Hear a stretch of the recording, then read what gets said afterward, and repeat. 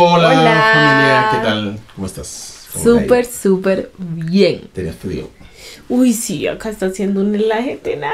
Me Bueno, tocó ir por una chaquetica porque, uy, no, ya no aguantaba. Así que vamos con el video para el día de hoy. Bueno, es un video muy interesante sobre el abecedario maya. Y más que todos, para ser específico, sobre el creador de este abecedario.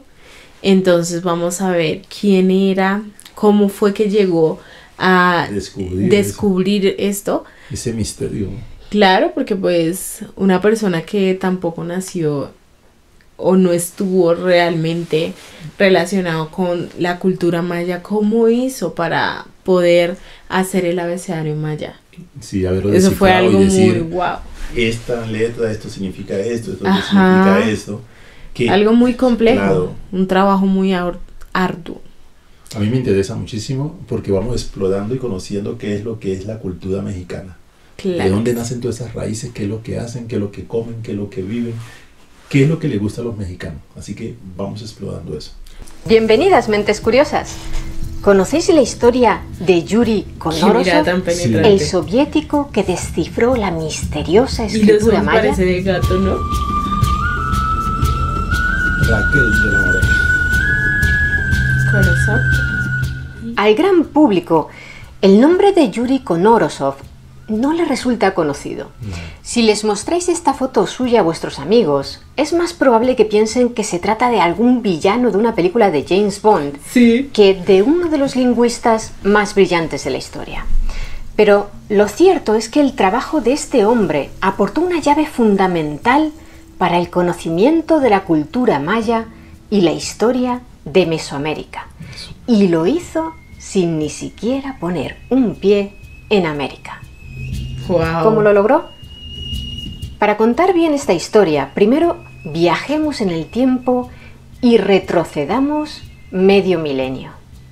Cuando los españoles desembarcaron por primera vez en la península de Yucatán, allá por el año 1517, se encontraron con una civilización culturalmente desarrollada que había sido capaz de levantar grandes ciudades con construcciones monumentales y que poseía amplios conocimientos matemáticos, obras de arte y una estructura social compleja y organizada. Eran, por supuesto, los mayas. Aquella civilización había creado un complejo sistema de escritura cuyos símbolos podían encontrarse en vasijas, en estelas y también en códices, es decir, en libros. Unos libros que se consideraban sagrados. Si alguien me lo contara hoy y no viera las imágenes, yo no lo creería. ¿Sí? En serio. Es que la estructura, el trabajo de orfebrería realizado es Genial. extraordinario. Diría yo que es maravilloso. Y recopilaban la amplia sabiduría de los mayas acerca de temas tan diversos como la astronomía, la agricultura o la historia, además de describir los rituales de las ceremonias religiosas. Y es que los mayas contaban con su propio tipo de papel, preparado a partir de la parte interna de la corteza de algunos árboles. Lo llamaban jun. Llevaban por lo menos 1000 años usándolo y era más resistente y práctico que el papiro egipcio. Pese a que una civilización tan desarrollada suponía un buen indicativo de riquezas, en la península de Yucatán no abundaban el oro ni la plata, los principales objetivos de los conquistadores españoles, de modo que estos prosiguieron en busca de otros territorios más prometedores antes de interesarse por Yucatán. No fue hasta una década más tarde, en 1527, cuando iniciaron la conquista de aquel territorio, y les costó mucho, casi 20 años, someter a los mayas de aquella zona. Una vez asentado el dominio español, llegaron los misioneros franciscanos para tratar de convertir a los mayas al catolicismo.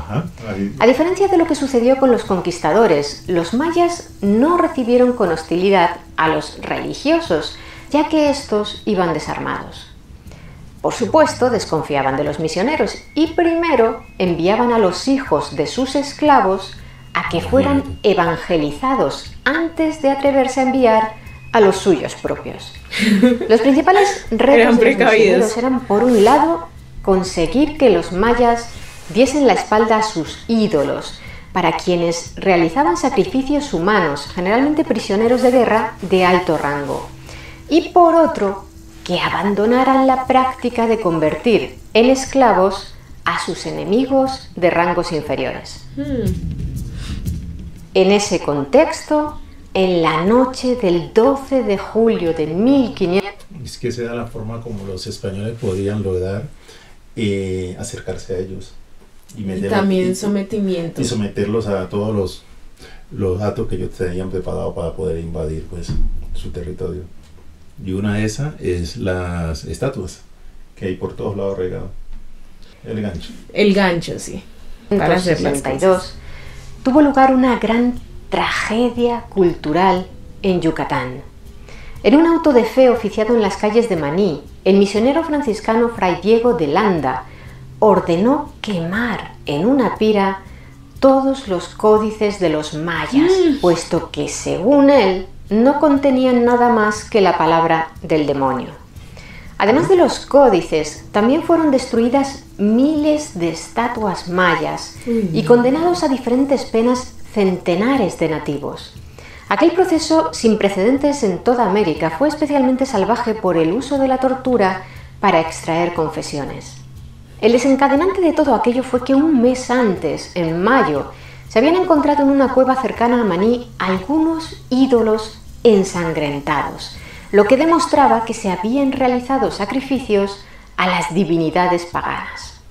También hubo noticia de que un niño había sido crucificado como ofrenda a los dioses, un acto que respondería a la mezcolanza de ritos y figuras de dos sistemas de creencias que en ocasiones se daba en las sociedades recién cristianizadas. Como aún no había llegado ningún obispo a la provincia franciscana de Yucatán, Diego de Landa era el prelado de mayor consideración y le correspondía a él investigar el caso.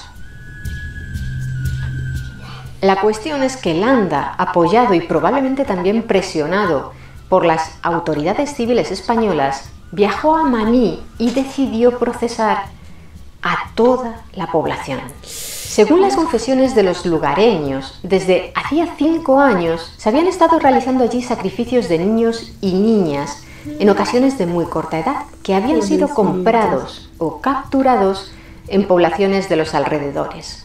Ciertos o no aquellos hechos, los métodos de tortura empleados por los frailes para obtener las confesiones despertaron el odio de los nativos. Una de las torturas usadas, por ejemplo, fue la garrucha, que consistía en atar las manos de una persona a la espalda e izarlo lentamente, tirando de ellas mediante una polea para luego dejarlo caer de golpe sin que llegara a tocar el suelo. Por lo general, los brazos terminaban dislocados, pero si la persona pesaba muy poco, la tortura perdía eficacia. Así que en ese caso le colocaban un peso extra colgado de los pies para que el sufrimiento fuera mayor. Todavía perdura una fuerte controversia acerca de la figura de Diego de Landa y hablaremos de ella más adelante. Pero ahora volvamos a los códices. Uy, no. Las cifras sobre el número de libros destruidos en aquel auto de fe varía según la fuente. El propio Landa dejó escrito que habían sido 27 los códices quemados, mientras que otras fuentes apuntan a unos 40, aparte de una enorme cantidad de documentos mayas cuyo contenido escrito equivaldría al de 1 tonelada de libros. En cualquier caso, en la actualidad tan solo se conservan 4 libros originales con la escritura de los mayas prehispánicos. Son los llamados códices mayas, y cada uno de ellos es conocido. Yo diría que desaparecieron a los mayas y desaparecieron su legado. Intentaron desaparecer el legado a través de esta actuación. Lo intentaron, pero a pesar de eso creo que perduró. Los españoles, supieron cómo hacer para que perdurara ese legado. A los legado. españoles se les dio muy difícil ¿Imponer? sus prácticas en esa cultura maya. fue demasiado complejo. Es que si tú piensas de una manera es muy complejo que dejes de pensar así. Uf. O sea, Pero ellos fue lo muy- intentaron hacer fue a la mala. Sí. Por eso fue que quemaron las cosas, mataron a ese poco de gente, las torturaron, para que los otros les dieran miedo y como que a través de eso aprendieran que tenían que creer en Jesús, en la Virgen María, en todo eso. Porque pues, para ser sinceros, nuestros antepasados no creían en estos santos, Sí, ¿no? no creía. No creían en eso. Por el nombre de la ciudad donde se conserva: el Códice de Dresde, el Códice de Madrid, el Códice de París y el Códice Maya de México. El maya no es ni mucho menos una lengua muerta. En la actualidad se estima que lo hablan unos 800.000 habitantes de la península de Yucatán.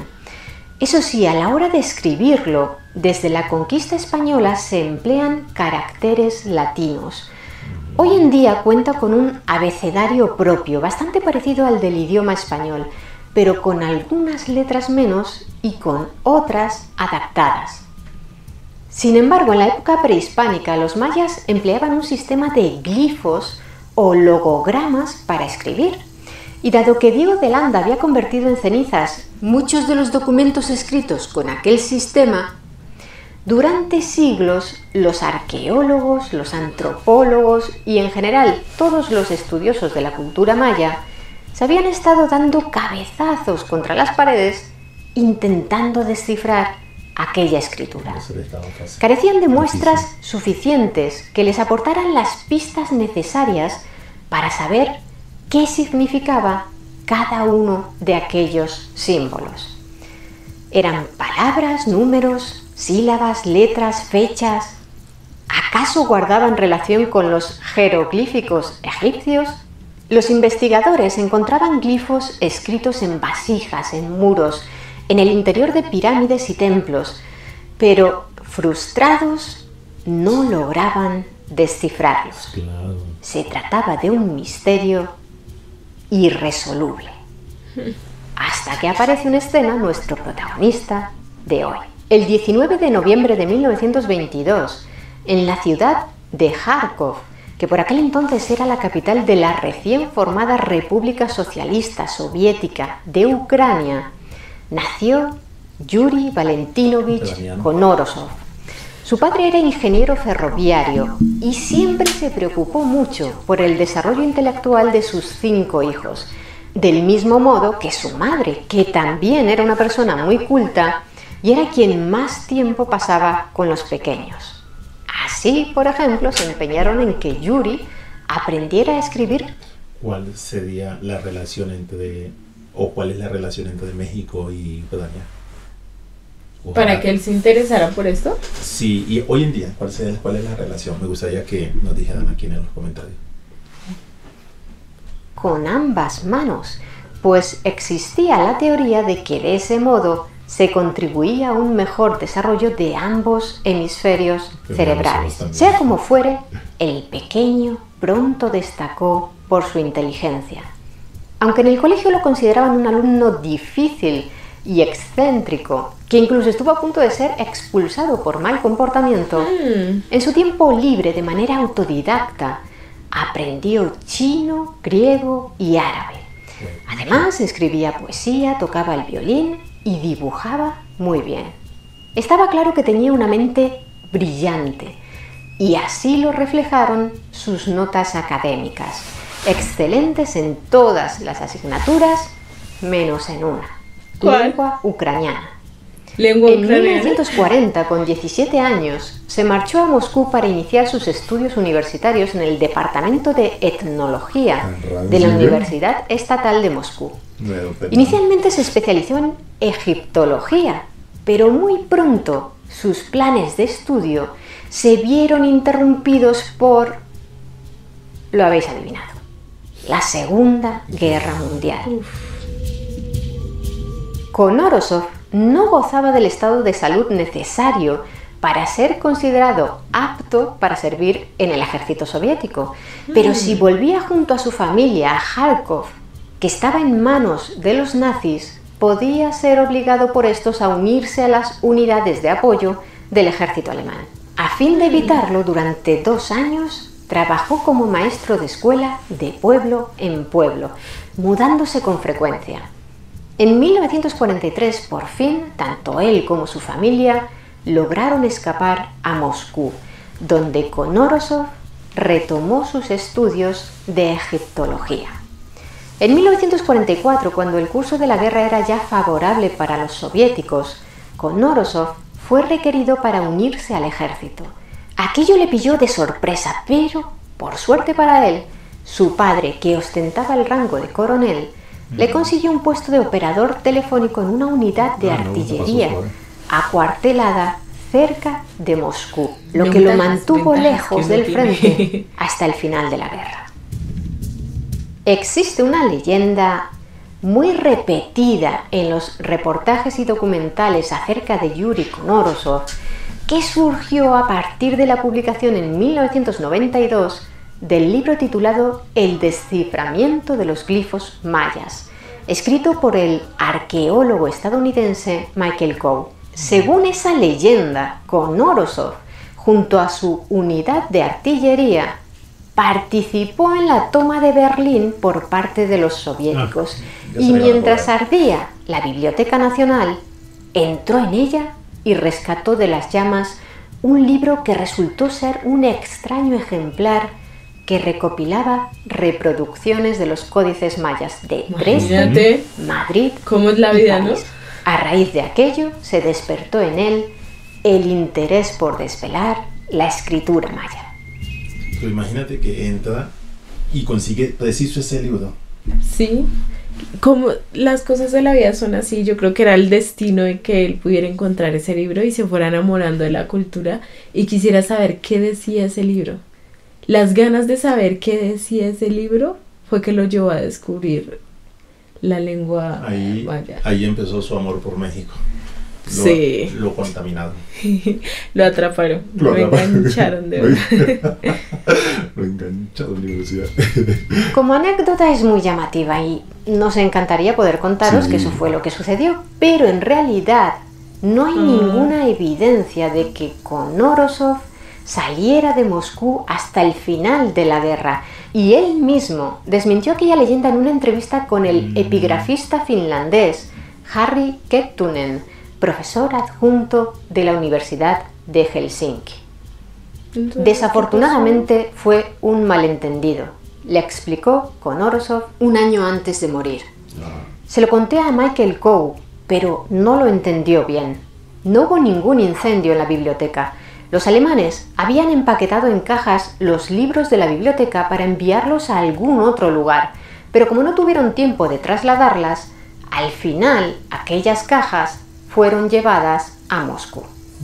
Cuando Konorosov vio las cajas, escogió 2 libros sobre los códices mayas que le llamaron la atención porque siendo niño había leído un artículo acerca del tema que se le había quedado grabado en la memoria. ¡Qué suerte! Tras la guerra, Konorosov pudo regresar a la universidad y completar por fin sus estudios. Su especialidad eran los sistemas de escritura antiguos, especialmente los jeroglíficos egipcios, pero también estudió la literatura medieval japonesa y árabe. No fue hasta 1947 cuando por fin centró su atención en la escritura maya, después de que un profesor suyo le animara a escribir una disertación sobre el alfabeto de Landa. ¿Landa? ¿Como Diego de Landa? ¿Aquel que prendió fuego a la literatura maya? Pues sí, resulta que Diego de Landa, aparte de quemar libros, también los leía y había estudiado con gran interés la lengua maya. ¿Recordáis que os comentamos que era una figura muy controvertida?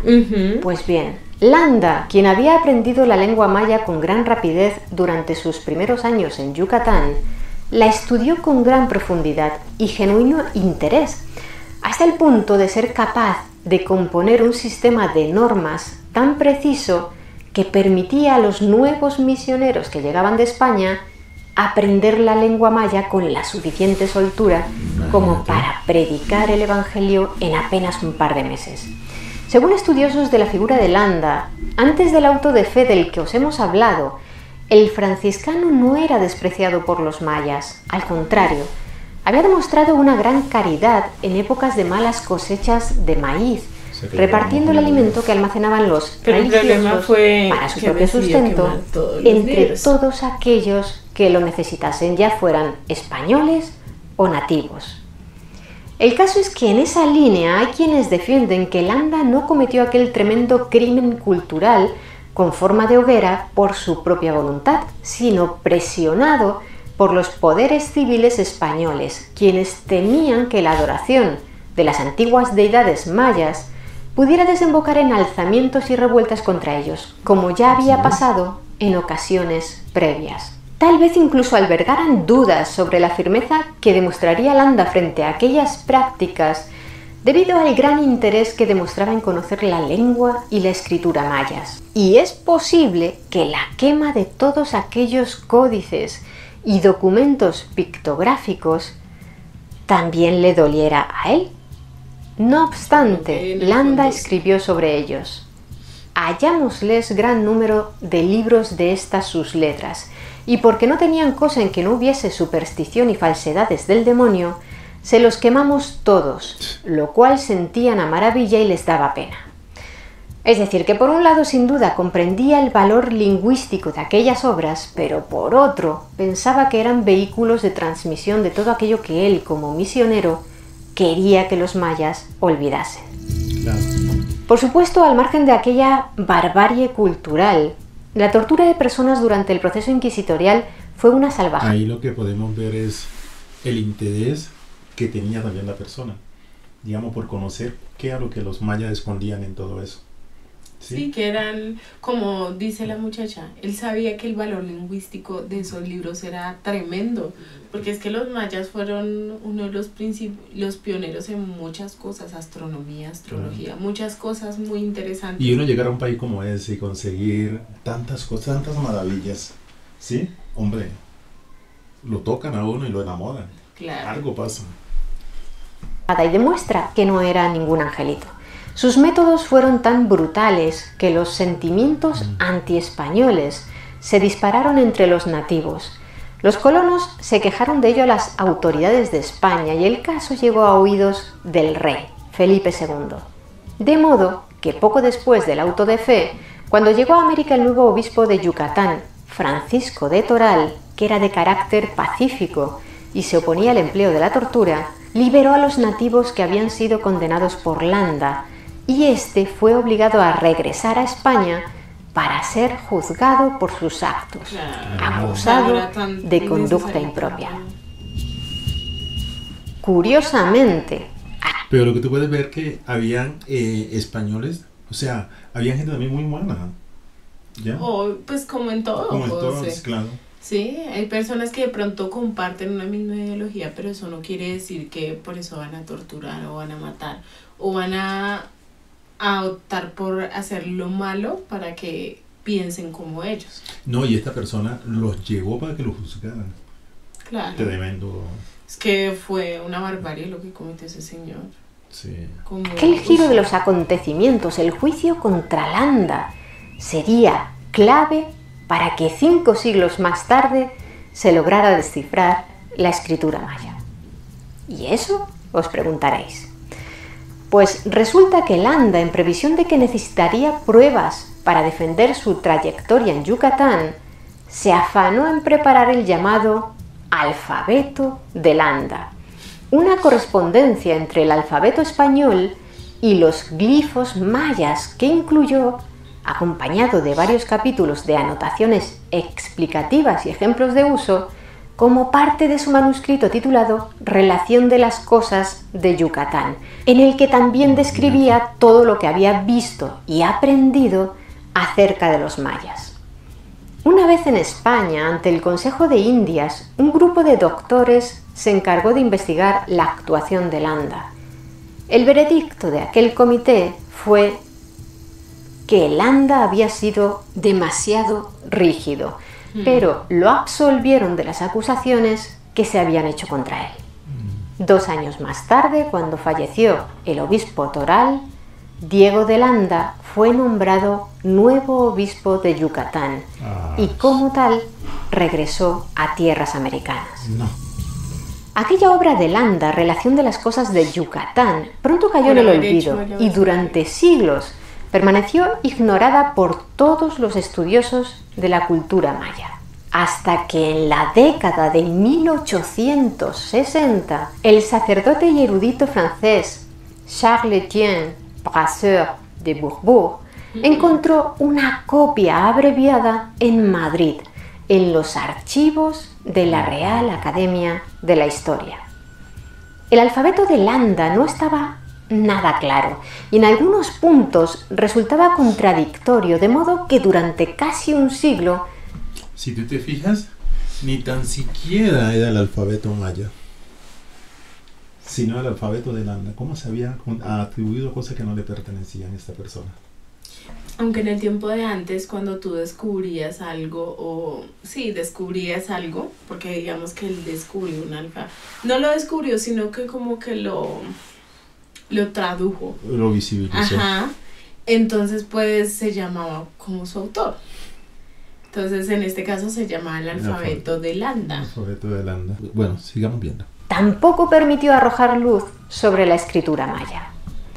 Hasta que, con Orosov, como os contábamos, se puso manos a la obra. Algunos de sus profesores lo animaron y apoyaron, pero también le advirtieron de que se trataba de una tarea muy difícil que sin duda le llevaría mucho tiempo. Я тогда был студентом. Sí. Ну и появилась статья немецкого весьма авторитетного ученого Пауля Шейхаскара, лидер школ. Но он опубликовал статью примерно под таким названием, что дешифровка письма Майя – неразрешимая проблема.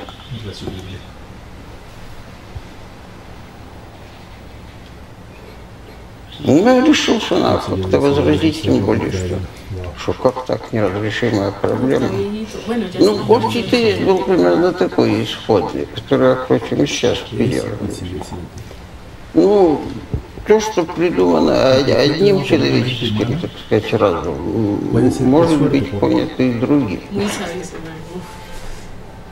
Так что в этом смысле принципиально неразрешимых Problemas sin solución no existen. проблем ни в какой области, собственно говоря. Y no debe de existir en ninguna área de la Ну, вроде как и не должно быть. El joven logró un puesto de investigador asistente en el Museo de Antropología y Etnografía de Leningrado y allí se volcó en aquel gran desafío intelectual y científico. Aunque Landa, en su intento de comprender la escritura maya, tuvo a su disposición a nativos que conocían la lengua hablada y escrita de sus antepasados, las diferentes maneras de pronunciar las letras dio lugar a que cometieran muchos errores. Según dedujo con Orosov, cuando Landa le pedía a uno de sus ayudantes mayas que le dibujara el glifo que representaba, por ejemplo, la letra española B, el ayudante le dibujaba el glifo que correspondía a la sílaba B, es decir, el sonido completo que pronunciaba Landa. Por eso, todos los intentos de descifrar la escritura maya a partir del alfabeto de Landa que llevaron a cabo los eruditos a partir de su redescubrimiento en el siglo XIX, fracasaron. El principal fallo de Landa fue pensar que la escritura maya era alfabética, aunque empleara letras diferentes a las latinas. Sin embargo, la escritura maya, tal y como concluyó con Orosov, tras estudiar el puñado de códices supervivientes, estaba compuesta de 355 signos y semejante cantidad no se podía corresponder con una escritura alfabética, sino que se trataba de una escritura fonética logosilábica, es decir, que los signos mayas también representaban sonidos. No había que pensar en letras, sino en sílabas.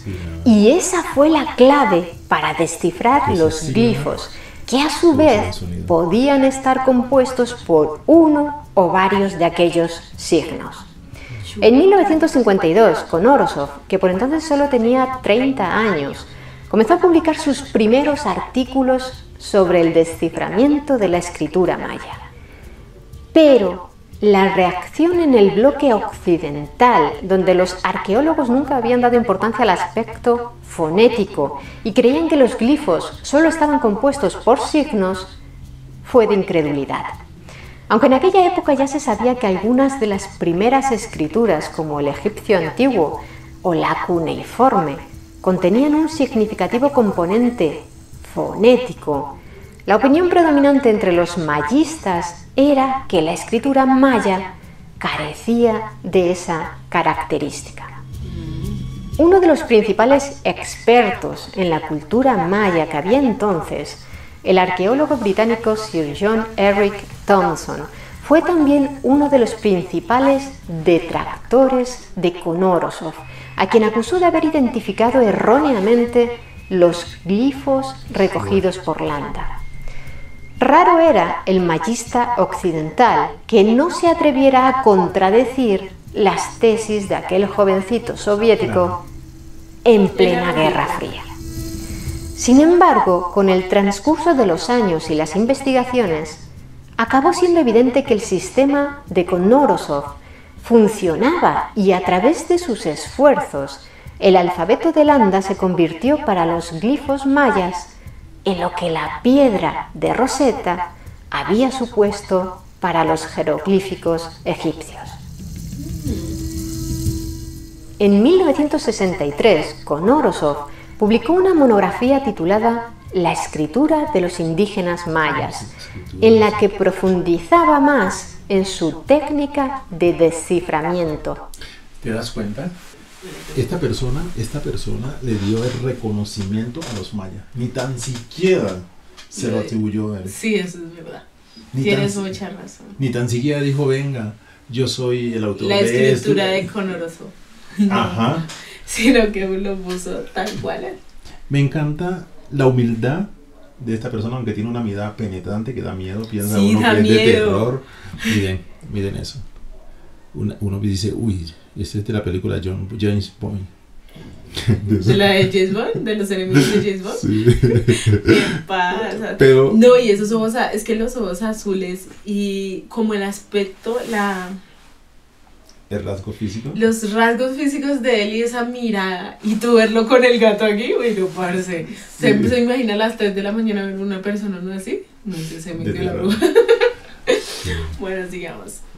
Y en 1975 sacó a la luz diversas traducciones de manuscritos mayas reunidas bajo el título de Los manuscritos jeroglíficos mayas. Y no fue hasta aquel año cuando comenzó a despegar realmente el desciframiento de las escrituras mayas, pero no por la nueva obra de Konorosov, sino por el fallecimiento de Thompson, cuya influencia en el mundo académico especializado en la cultura maya era enorme y siempre sostuvo que Konorosov estaba equivocado, al tiempo que defendía su propia visión de los antiguos mayas, según la cual estos eran astrónomos pacíficos sin conflictos. Las obras de arte y las estelas con glifos de las antiguas ciudades mayas comenzaron a contar su historia a los investigadores, y de ese modo, a pesar de que la escritura, al igual que en la mayoría de sociedades antiguas, solo era conocida y empleada por las élites, se pudo conocer con mayor rigor la cultura y la sociedad de los antiguos mayas, una civilización interesada en el conocimiento, pero también guerrera, que vivió largos periodos de esplendor y, como todas, atravesó también periodos de declive. ¿Por qué ningún estudioso de la cultura maya había logrado descifrar la escritura maya antes que Konorosov, siendo que éste jamás había visitado una ruina maya? El soviético lo atribuía a que él era un lingüista, mientras que quienes lo habían intentado con anterioridad eran en su gran mayoría arqueólogos y antropólogos. En 1990, cuando la Unión Soviética estaba ya cerca de su disolución, Konorosov pudo viajar al extranjero y fue condecorado en Guatemala con la Orden del Quetzal. En aquel viaje pudo visitar por fin varios de los principales sitios arqueológicos mayas, como Tikal. Ya viejito. En 1994, el gobierno de México condecoró a Konorosov con la Orden del Águila Azteca, la más alta condecoración que se otorga en ese país a un ciudadano extranjero. Yuri Konorosov falleció en un hospital de San Petersburgo en marzo de 1999, víctima de una neumonía, rodeado por sus familiares y acompañado por su hija, Ekaterina. Konorosov, con modestia, siempre se describió a sí mismo como un mero discípulo de Landa, quien, a su modo de ver, había hecho la labor principal al crear su famoso alfabeto. Pero lo cierto es que sin la mente de Konorosov, sin sus enormes conocimientos lingüísticos de tan diversos sistemas antiguos de escritura, el erróneo trabajo de Landa permanecería incomprendido y la escritura maya seguiría siendo considerada un misterio irresoluble.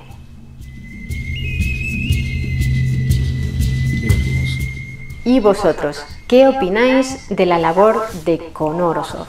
Me gustaría que nos lo contarais abajo en los comentarios. Y si queréis conocer más historias interesantes, suscribíos a nuestro canal. Muchas gracias por estar ahí, Mentes Curiosas. Nos vemos en el siguiente vídeo. Nos dejé con la mitad. Bienvenidas, Mentes Curiosas. Bueno, Mentes Curiosas es el canal. Estuvo excelente, impactante. impactante. Sí. Esa es la palabra O sea, correcta. es un man que rompe como muchos paradigmas. Pero mira que siempre, Y no se limitó. siempre tiene que haber una persona que lo empuje a uno. El reto de una persona que estaba de Landa lo llevó a descubrir verdaderamente el abecedario maya. Qué bueno. Yo creo que los mexicanos no conocen esto. Algunos mexicanos no conocen esta historia. Sí, es muy cierto. Algunos no lo conocen, por eso nos atrevimos a ver este video y compartirlo con ustedes. Y sé que en las escuelas hacen falta difundir toda esta clase de información. Sí. Porque es que yo de pequeño sabía que existían unos mayas. En los colegios nos enseñaban que había unos mayas, unos chichas, Aztecas. pero más que todo los mayas y los chichas. Pero a mí yo lo tenía presente por la comida, por la bebida, por la chicha. Y los chichas. Por Sí, eso ajá. lo tenías presente. Siempre por la chicha, porque bebían la chicha. ¿Y la maya? No sé, pero la maya sí tenía como esa, porque por los libros de Bristo eran unos almanaques. Sí. Ajá. Donde decían cuando la luna menguante, luna creciente, cuarto creciente, las Ellos fases de la fueron los luna. creadores de eso, ¿no? Las fases de la luna. Todo eso era importante y en el campo, como tal, la gente se guiaba por eso. Ya No, se sigue haciendo. no, mucha gente ya se ha perdido. Digamos que los renacientes, por decirlo así, pero en personas ya de edad, obvio que lo hacen. Sí. Lo siguen haciendo. Y de pronto los hijos, uno que otro también. Esos almanaques de Bristol ya no se ven. Que es cuando tú puedes cortar la plantita o sembrar Sí. algo o cortarte el cabello, dependiendo de la luna. Mi mamá sí me decía ahorita que yo estuve semana con él, me decía, mira, es que no lo puedes sembrar el tal día porque ya bailan. Y que las matan, y que se desgajan, y que yo no sé qué. Todavía manejan esa parte. Pero sí, interesante video, muy bueno, acertadísimo. Me encantó. Y me gustó mucho que luchó contra todos. Ajá. Mira, luchó con ese personaje que era muy influyente en este tema. Y a pesar de que él decía que no estaba de acuerdo con él, él siguió adelante y siguió haciendo su trabajo. Y pues, a pesar de que tuvo que morir para que pudieran reconocer el trabajo que él hizo, pues lo siguió haciendo, Sí. sin importar si algún día se lo iban a reconocer o no. Entonces es algo de admirar. Además, la frasecita que él dijo me marcó. lo que una mente humana hace, no puede resolver otra mente humana. Perfecto. O sea, no hay problema que no Claro. tenga solución. Excelente. Y otra cosa que yo quiero preguntarme es, ¿qué tanto México ama a este señor? Yo creo que mucho. ¿No ves que hay una estatua de él en Miranda? Pero también hay una estatua de Landa en Yucatán, creo, si no estoy mal. No pude mirar bien el título, pero creo que en Yucatán. Sería bueno que nos dejaran en los comentarios todo eso, no sé, porque aquí hay personas, en este grupo hay personas que saben muchísimo. Sí, pero Muy mira preparado. que me pongo a ver que a pesar de que algunos españoles no fueron del todo buenos, tienen reconocimiento por parte de los mexicanos. Sí. De pronto por lo poquito que llegaron a hacer tienen algún tipo de reconocimiento. Al igual, como Es que dijo había la personas- muchacha, si Landa no hubiera hecho eso, con Orozco no lo hubiera seguido. Y sin Entonces- conocer a México, ojo, sin conocer a México. Claro. Y es que Landa tuvo la oportunidad de interactuar con los mayas, José. Él tuvo la oportunidad de interactuar con los mayas, de vivir con ellos, de conocer su cultura, su lenguaje, todo esto. Y no pudo hacerlo realmente Lucy no lo iba a bien. poder hacer, ¿sabes por qué? Por su Porque forma de pensar. por forma de pensar y maltratar a esa población. Claro, también. ¿Sí me entendiste?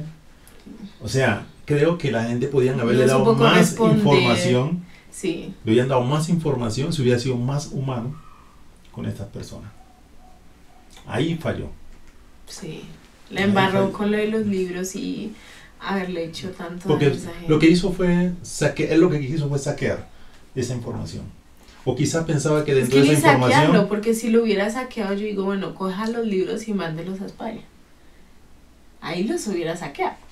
Pero lo que hizo fue quemarlos. Ujú. Quiso quitarles la identidad. ¿Sí? A mí me Porque hubiera es que gustado esos ser libros maya. los hacen es para su gente, para que su gente sepa lo que pasó con sus antepasados. Si yo Al hubiera- igual que las leyendas se cuentan, es para eso, para pasar de generación en generación las vivencias de antes. Entonces, pues que él quemara esos libros, Si algo yo, si yo hubiera desastroso. sido maya, había entrado en tu cabeza y sabía qué estabas pensando. Bueno, muchachos. ay, tanto así. Bueno, espero que les haya encantado este video y si fue así, los invitamos a que se suscriban, activen la campanita, compartan y comenten mucho, que vamos a estar muy al pendiente de ustedes. Muchas gracias por ese apoyo incondicional. Sí, Dios me los bendiga y nos bendiga a nosotros también. así es. Y los invitamos también a que se suscriban al canal De mentes curiosas, creo que. Mentes Curiosas. Entonces, chao. Chao. No olviden, vamos descubriendo a México. Poquito a poquito.